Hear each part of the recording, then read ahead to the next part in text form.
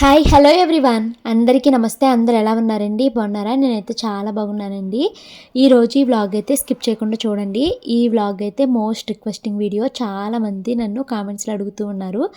House related చాలా questions అడిగారు కదా, అవన్నీ ఇప్పుడు నేను మా వారు కలిసి కూర్చుని మీతో అయితే మాట్లాడతానండి. ఫస్ట్ అయితే నా మార్నింగ్ రొటీన్ అయితే చూసేయండి. ఈరోజు మార్నింగ్ లంచ్లోకి అయితే బీరకాయ కూర వండుతున్నాను. అలాగే చట్నీ కోసం అయితే నేను దోసకాయ, టమాటా, వేరుశనగలు కలిపి చట్నీ అయితే చేస్తున్నానండి. ఇంకా బీరకాయలోకి కోడిగుడ్లు కూడా ఉడికించుకుంటున్నాను. ఫస్ట్ పిల్లలు తాగడానికి వేడి నీళ్ళు అయితే పెట్టానండి స్టవ్ మీద. నీళ్ళు అయితే మరిగిపోయినాయి. అవి పక్కన అయితే పెట్టేసి గుడ్లు అయితే పెట్టాను. మరో పక్కన రైస్ అయితే ఉడుకుతుంది. ఈ లోపల కూర కోసం నేను అన్నీ రెడీ చేసుకుంటున్నానండి. ఉల్లిపాయలు అయితే కట్ చేసుకుని పక్కన అయితే పెట్టుకున్నాను. రైస్ అయితే ఉడికిపోయిందండి. అన్నం అయితే వార్ట్ చేస్తున్నాను. ఇంకా అన్నం వార్ట్ చేస్తే ఆ స్టవ్ ఖాళీ అవుతుంది కదండి. ఆ బర్నర్ పైన అయితే నేను కూర అయితే వేసేస్తాను. ఒక కడాయి అయితే పెట్టుకున్నానండి. దాంట్లోకి నూనె అయితే వేసుకుని ఉల్లిపాయలు, పచ్చిమిరపకాయ ముక్కలు అన్నీ అయితే వేసుకుని దాన్ని అయితే మగ్గిస్తున్నాను. ఇంక ఈ లోపల నేను బీరకాయ ముక్కలు కూడా అయితే చిన్న చిన్నగా అయితే కట్ చేసేసుకుంటున్నానండి. ఈరోజు బీరకాయ కూరలో కొంచెం కారం ఎక్కువ వేసేసానండి. చాలా కారంగా అనిపించింది కూర అయితేనే. పాపం పిల్లలు ఎలా తిన్నారా అని అనిపించింది నాకు ఆఫ్టర్నూన్ ఈ కూర తింటున్నప్పుడు. సో ఉల్లిపాయలు అయితే మగ్గిపోయాయండి నేను బీరకాయ ముక్కలు కోసుకునే లోపలని. ఇంకా నేను బీరకాయ ముక్కలను కూడా అందులో వేసేసి మిక్స్ చేసేసి మూత అయితే పెట్టేశానండి. కొద్దిసేపటికి కూర అయితే రెడీ అయిపోయింది. ఇంకా షానుని వాటర్ బాటిల్లో నీళ్ళు నింపుకోమని చెప్పానండి. అది నీళ్ళు నింపుకుంటుంది. మా మను అయితేనే బీరకాయ కూర తినను, నాకు కోడిగుడ్లు వేపించి పెట్టు అని అన్నదండి. ఇంకా సరే అనేసి దానికోసం గుడ్లు అయితే వేగిస్తున్నాను. మా షాను అయితే బీరకాయ కూర తింటాను కానీ నేను గుడ్డు తినను అని షాను అన్నదనమాట. ఒక్కొక్కరిది ఒక్కో టేస్ట్ అండి. ఇంకా అందరికీ తగ్గట్టు అయితే వండాల్సి వస్తుంది. దోసకాయ చట్నీ అని చెప్పాను కదా మీకు. దోసకాయ మనుకి స్నాక్స్ కావాలి అందని కట్ చేశానండి. ఈరోజు బ్రేక్ఫాస్ట్ అయితే మాత్రం ఎర్రనూక ఉప్మా అయితే చేశాను. ఈ మధ్యకాలంలో మా మను ఎక్కువగా కూరగాయలు స్నాక్స్ కింద పట్టుకెళ్తుందండి. లైక్ క్యారెట్ ముక్కలు, దోసకాయ ముక్కలు ఇలాగైతే తింటుందనమాట. స్కూల్కి నువ్వు కూడా రా నాతో పాటు, నేను వెళ్ళను అంటుంది. అసలు ఈరోజు మను లేచినప్పటి నుంచి ఒకటే పేచీ అండి, స్కూల్కి వెళ్ళను నేను, ఈ ఒక్కరోజు నేను స్కూల్ మానేస్తానని పేచీ పెడతానే ఉంది.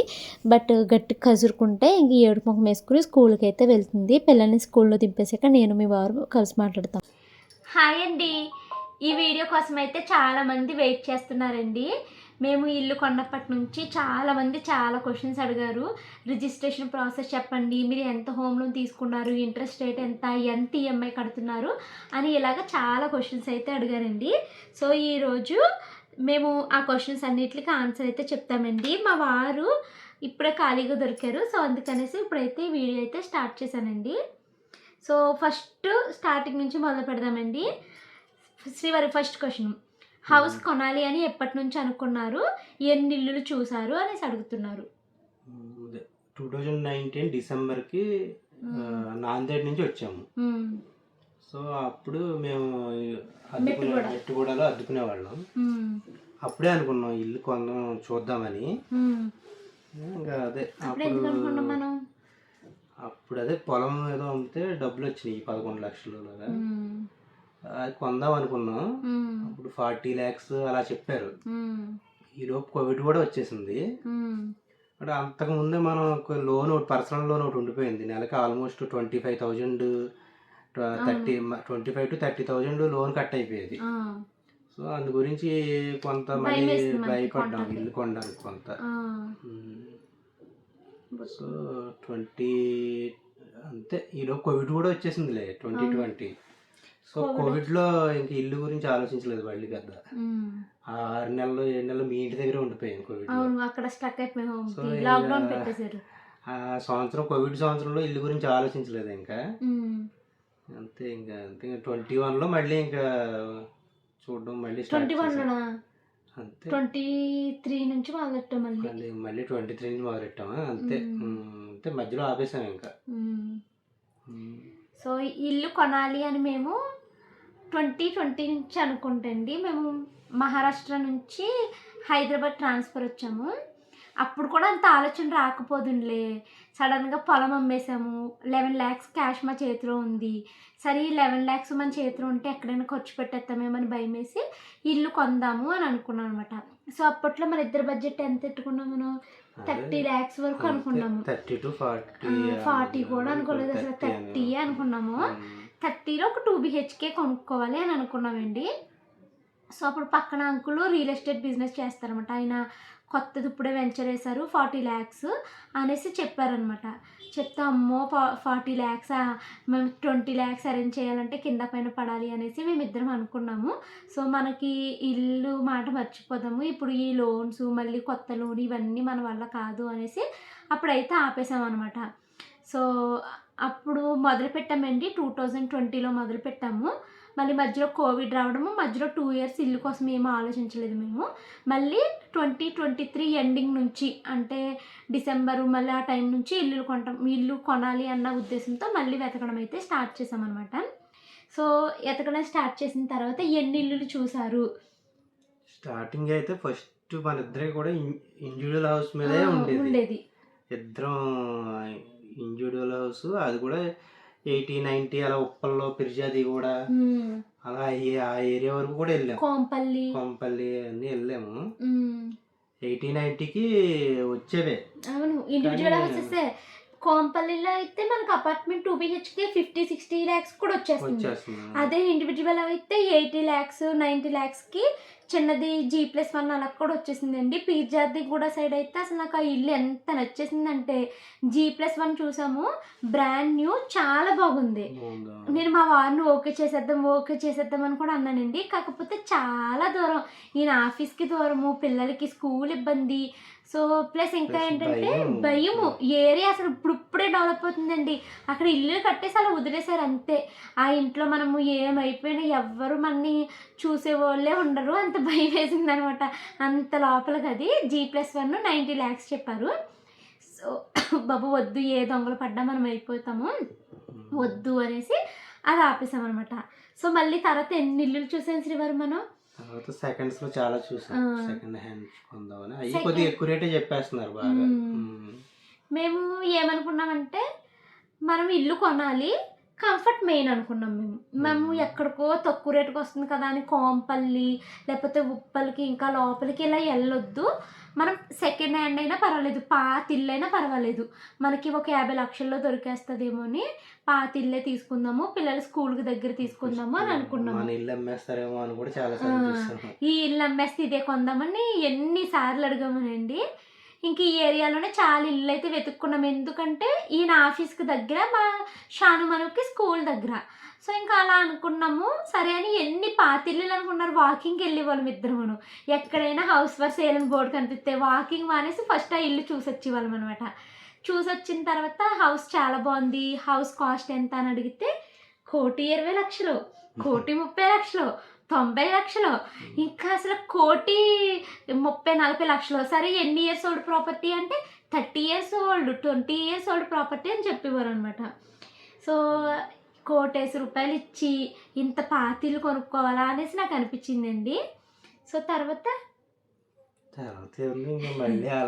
నేను వదిలేసానండి. నాకు ఆ కోట్లు చెప్తుంటే నేను వదిలేసాను శ్రీవారు మొత్తం. ఇంకా అసలు హౌస్ వద్దు, ఏమి వద్దు, ఉన్న దాంట్లో ఇలా బ్రతికేద్దామని నేను డిసైడ్ అయిపోయానండి. కానీ మా వారికి నిద్ర పట్టేది కాదు. ఇల్లు కొనేయాలి, ఇల్లు ఎప్పుడు కొంటాను అని ఆయన మాత్రం ఆలోచనలు అలాగే ఉండేవి. నేనేమి ఎందుకమ్మా వదిలే, కావాలంటే రెంట్ ఇల్లులే మారుదామని నేను చెప్పేదాన్ని అనమాట. బట్ మా వారికి 40 years రావడానికి ముందే ఇల్లు కొనాలి అని టార్గెట్. సో ఇల్లు కొనాలి అని ఫిక్స్ అయిపోయారండి. దగ్గర ఎన్ని ఇల్లులు చూసామంటే ఒక 70 నుంచి 100 ఇల్లుల వరకు చూసుకున్నామండి. ఎన్ని ఇల్లు చూసినా మనకు తెలియని విషయాలు ఇంకా బోల్డ్ ఉన్నాయి. సో ఫైనల్గా ఇప్పుడు ఈ ఇల్లు ఎలా కొన్నావు శ్రీవారు అంటే, కొంతమంది మీరు ఎవరైనా బ్రోకర్ని పెట్టుకున్నారా, వాళ్ళ నెంబర్ మాతో షేర్ చేయండి అని ఇలా అడుగుతున్నారు. Magic Bricks, No Broker, 99 acres అంతవాటిలో చూస్తూనే ఉండేవాడిని. ఆ 3 యాప్లు డిలీట్ చేసేసాను. నోటిఫికేషన్స్ వస్తూనే ఉండేయండి, 2 BHK ఎక్కడ ఉంది, 3 BHK ఉంది అనేసి. మ్యాజిక్ బ్రిక్స్ లో చూసాను.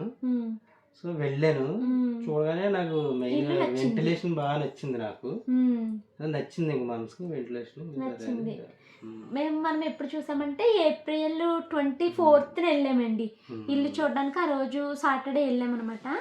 జస్ట్ నేను అంతకు ముందు ఆల్రెడీ 70-80 ఇల్లులు ఎలా చూసానో అలాగే వచ్చేసాను అన్నట్టు ఉన్నాను. నాకేంటంటే ఇల్లు కొనడం కన్నా చూడడం చాలా ఇష్టమైంది. అందరి ఇల్లు చూడడం అంటే నాకు చాలా ఇష్టము.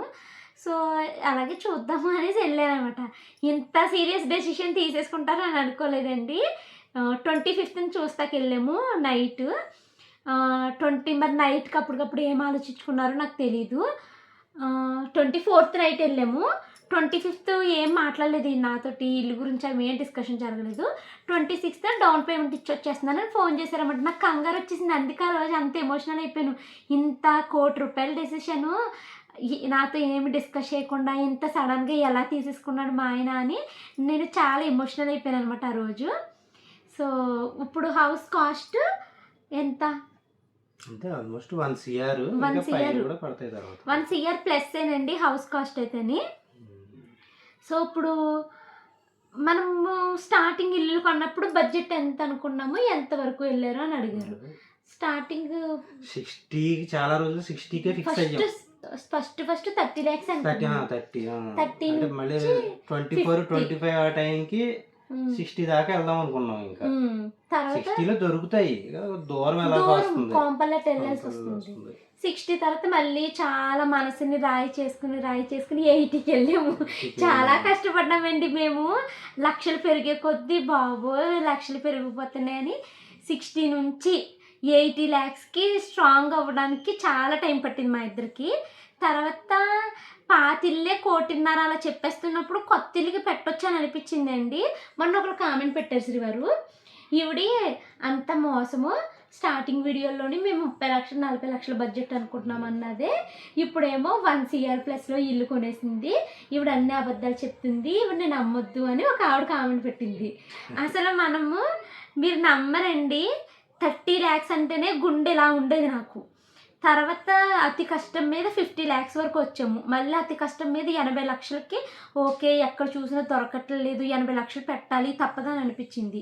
తర్వాత పాతిల్లులు చూసాం కదా, పాతిల్లులే 1,20,00,000, 1,30,00,000 అలా చెప్పారనమాట. సరే ఇంకా కొత్త ఇల్లుకి 1,00,00,000 పెట్టడంలో తప్పు లేదు అని అనిపించిందండి మాకు.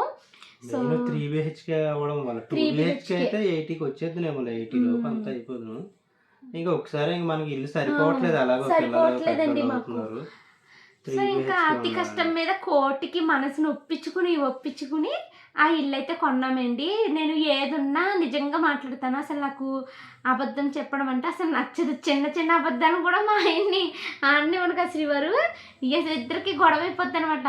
ముందు అంత అమౌంట్కి వెళ్ళడానికి కూడా కారణం నువ్వే, నీ ఇన్కమ్ కూడా ఉంది కాబట్టి నాకు ధైర్యంగా ముందుకెళ్ళాము. లేకపోతే అంత అమౌంట్కి వెళ్ళాలి. అసలు ఇల్లు ఆలోచన పెట్టుకోమండి ముందు మేము. ఏంటంటే నా శాలరీలో 60% లోన్గా కట్ అయిపోతుంది ఇప్పుడు ఆల్మోస్ట్.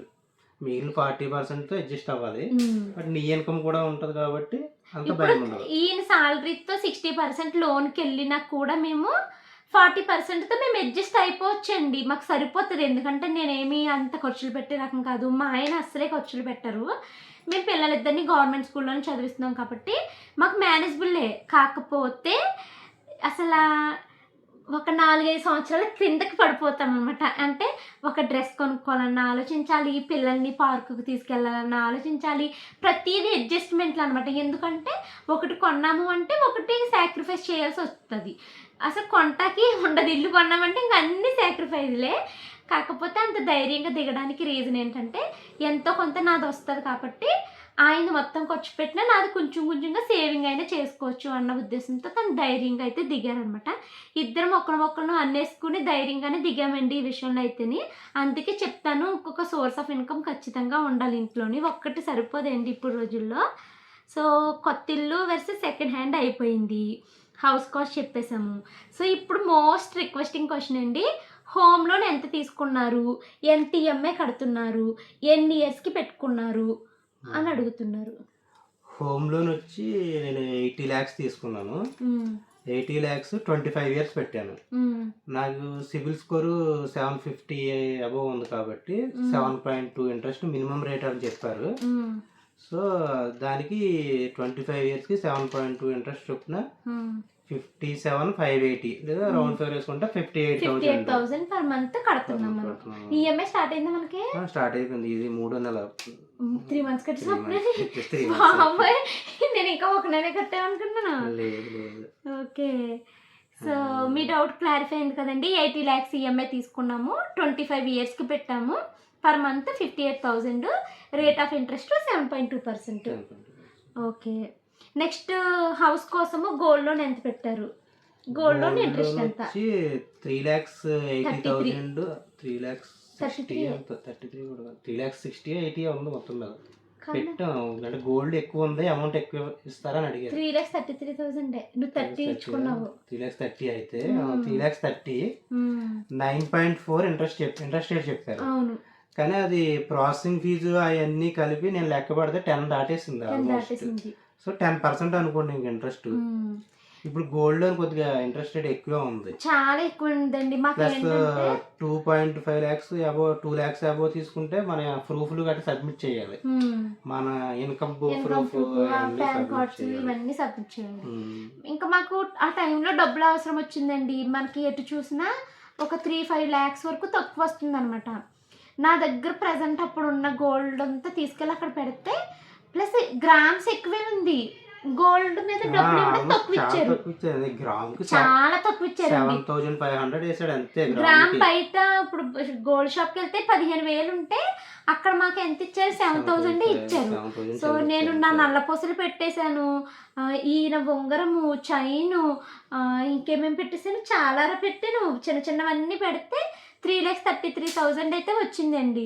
ఇంకొక 2 lakhs తక్కువ అయితే మళ్ళీ మా చిన్నమ్మ వాళ్ళ దగ్గర, మా తమ్ముడి దగ్గర ఒక 20,000 అలా గ్యాదర్ చేసామన్నమాట ఆ టైంలోని. సో గోల్డ్ లోన్ అయితే 3,30,000 పెట్టాము. సో ఇప్పుడు హౌస్కి డౌన్ పేమెంట్ ఎంత ఇచ్చారు, ఆ డౌన్ పేమెంట్కి మీరు అమౌంట్ ఎలా సేవ్ చేశారని అడుగుతున్నారు శ్రీవారు. మ్యాక్సిమం హౌస్ డౌన్ పేమెంట్కి మనం అదే 20 lakhs ఇచ్చాము. యాక్చువల్గా మన బ్యాంక్ కూడా అంతే 80% వరకే లోన్ ఇస్తుంది మనకి. సో 20% మనం పెట్టుకోవాల్సిందే మన చేతిలో.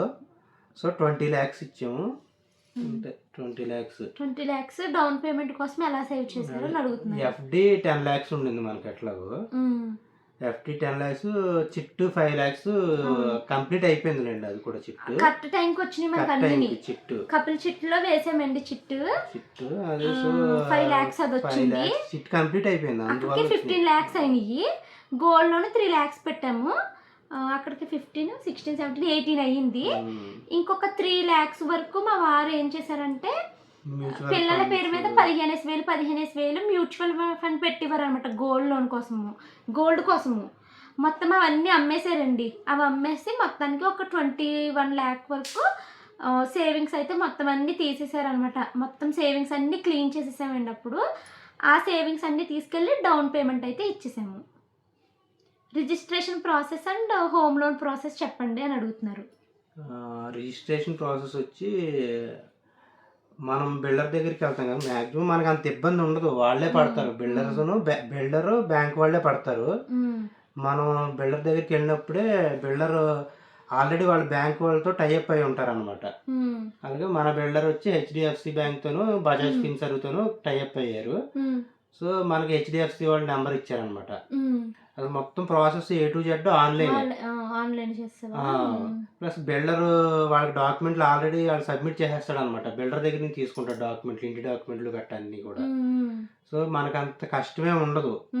కాకపోతే మనం జాగ్రత్తగా వాళ్ళని పర్సూ చేయాలి. ఇంట్రెస్ట్ రేట్ మంచి ఇంట్రెస్ట్ రేటు అంటే ఇంట్రెస్ట్ రేట్ కూడా వాళ్ళు ముందు చెప్పలేరు. 7.65 ఎంత అంటే మనం షాక్ అయిపోయాము. మాకు ఇచ్చి బ్యాంకు లెటర్స్ పంపిస్తారు కదా మీకు లోన్ శాంక్షన్ అయిందని, వాళ్ళు 7.65 వేసారు. వేసి అప్పుడు నేను వాళ్ళని అడిగితే మీకు డాక్యుమెంట్లు సైన్ చేసినప్పుడు 7.2కి తగ్గిస్తారా అన్నారు కదా. అప్పుడు బ్యాంకులో డాక్యుమెంట్లు సైన్ చేసినప్పుడు 7.2కి తగ్గించారు. సో ఆ బిల్డర్ వాళ్ళే పడతారు డాక్యుమెంట్లు గట్ట అన్నీ. మనకి ఏం డాక్యుమెంట్లు కావాలో మనల్ని అడిగినా కూడా మనం బిల్డర్కి చెప్తే కొన్ని డాక్యుమెంట్లు ఉంటాయి, అగ్రిమెంట్ ఆఫ్ సేలు అలాగా అవన్నీ మనం సంతకాలు పెట్టి ఇచ్చేస్తే, చాలా సంతకాలు పెట్టే ఉంటాయి, అవన్నీ సంతకం పెట్టేస్తాం. మ్యాక్సిమం ప్రాసెస్ అంతా ఆన్లైన్లోనే జరిగిపోద్ది. ప్రాసెసింగ్ ఫీజు కూడా మనమే కట్టాలి. ఆన్లైన్లో నాకు 9,000 ఎంతో కట్టాను ఆన్లైన్ ప్రాసెస్. అయితే మళ్ళీ 80 lakhs లోన్కి 9,000 ఎంతో ప్రాసెసింగ్ ఫీజు. అది ఎంత లోన్ తీసుకున్నా అంతే ఉంటుంది అనుకుంటా. ఇంకా ఇన్సూరెన్స్ 2 ఇన్సూరెన్స్లు తీసుకోమని చెప్పి చాలా ఫోర్స్ చేశారు. ఇప్పుడు మీ అన్నయ్యతో గట్రా మాట్లాడితే మీ అన్నయ్య అవసరమైతే లోను మానేస్తానని చెప్పండి, ఇన్సూరెన్స్ మాత్రం తీసుకోకుండా కావాలంటే బయట తీసుకోండి అన్నారు. అంటే వీళ్ళ దగ్గర ఎక్కువ కాస్ట్ చేస్తారని. సో ఇన్సూరెన్స్ వద్దంటే మేనేజర్కి మెయిల్ పెట్టమన్నారు. సో నేను మెయిల్స్ పెట్టాను నాకు ఇన్సూరెన్స్ వద్దని చెప్పి. సో ఇన్సూరెన్స్ లేకుండానే ఇచ్చారు. లోన్ 80 lakhs ఇంకేమున్నాయి అంతే కదా. అంతే. సిబిల్ స్కోర్ మంచుకుంటే 7.2% సిబిల్ స్కోర్ 7.2 మినిమం అన్నారు. అదే మరి ఇంకేముంది. రిజిస్ట్రేషన్ వచ్చి మనకి ఏంటంటే ఇంక్లూడింగ్ రిజిస్ట్రేషన్ తో కలిపి ఆ అమౌంట్. సో రిజిస్ట్రేషన్ కి మీకు 3-4 lakhs అవుతుందండి ఈజీగా. మనకి ఇంక్లూడింగ్ రిజిస్ట్రేషన్ తో ఆ హౌస్ అండి ఆ కాస్ట్ 7.5% గవర్నమెంట్ కే ట్యాక్స్ కట్టాలి కదా. సో ఇంచుమించు 3 to 4 lakhs మనం ఈజీగా రిజిస్ట్రేషన్ అవుద్ది. ప్లస్ మనది ఏంటంటే ఆల్రెడీ మనకి జిఎస్టీ కూడా కలిసి వచ్చింది. అంతా అయిపోయింది కాబట్టి మాకు జిఎస్టీ కూడా కలిసి వచ్చింది. జిఎస్టీ కూడా కడితే 5-6 లక్షలు మళ్ళీ ఎక్స్ట్రా కట్టాల్సి వద్దును. సో జిఎస్టీ రిజిస్ట్రేషన్ కలుపుకుంటే మీకు అదే 10 లక్షలు అయిపోద్ది. మాకు జిఎస్టీ లేదు కాబట్టి 5 లక్షలు. దట్టు కూడా మనకి 1 CR లోనే అది అంతే. ఇప్పుడు మనము ఇల్లు అండర్ కన్స్ట్రక్షన్ తీసుకుంటే జిఎస్టీ కట్టాల్సి వద్దేమో. జిఎస్టీ కట్టాల్సి కానీ అప్పుడు వాళ్ళకి తక్కువ ఇస్తాడు. మనకి SFT 6,000 చెప్పాడు కదా, వాళ్ళకి తక్కువ 5,800, 5,500 అట్లా ఉంటుంది వాళ్ళకి. ఆ జిఎస్టీని ఇందులో కవర్ చేసేస్తాడు. సో ఇదండి మీకు రిజిస్ట్రేషన్ ప్రాసెస్ కోసం బిల్డరే పడతాడు. హోమ్ లోన్ కోసం మనం టెన్షన్ పడక్కర్లేదు. ఎందుకంటే మొత్తం వాళ్ళు ఏది అడిగితే అది మేము ఇచ్చాము అంతే. ఆ విధంగా మాకు వాళ్ళు ఎక్కడెక్కడ సంతకాలు పెట్టమంటే అది చూసుకుని మనం సంతకాలు పెట్టేసాము. పెద్ద ఇబ్బంది పడలేదు. మేము స్టేట్ గవర్నమెంట్ కి ట్యాక్స్ కట్టాల్సి ఉంటది 5%. లోన్ అమౌంట్ మనం ఇల్లు మార్టగేజ్ చేస్తాం అన్నమాట. యాక్చువల్లీ ఇల్లు డాక్యుమెంట్లు మనకి ఎవరు బ్యాంక్ కూడా తీసేసుకుంటాడు, దాన్ని మార్టగేజ్ అంటారు.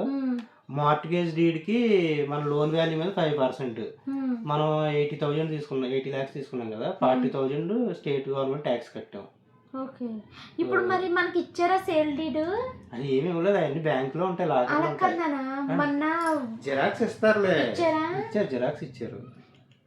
ఒరిజినల్స్ అన్ని వాళ్ళ బ్యాంక్ లోనే ఉంటాయి. ఇంకా మనం లోన్ తీర్చాక తెచ్చుకోవాలి. ఇంకా నెక్స్ట్ మెయిన్ ఇన్సూరెన్స్ లో మాత్రం కొంచెం బార్గెన్ చెయ్యాలి.